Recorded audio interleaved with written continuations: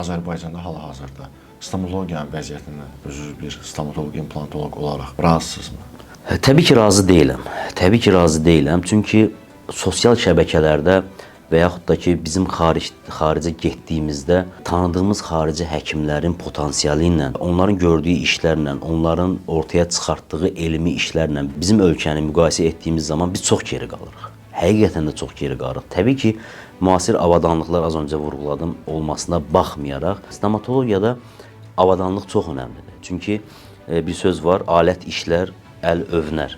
Ancaq aləti işlədən savad və əl lazım. Təbii ki, özlərini yetişdirən həkimlərimiz belə, həkimlərimiz də illərcə bu akademik ortamlara, xaricdə universitetlərə gedərək, xaricdə çox, belə deyim, nüfuzlu professorların, çox nüfuzlu həkimlərin kurslarına individual olaraq qatılaraq bir şəkildə illərlə öz əməkləri sayəsində özlərini inkişaf etdirməsinə baxmayaraq bu insanların sayısı əl barmaq sayısını keçməz.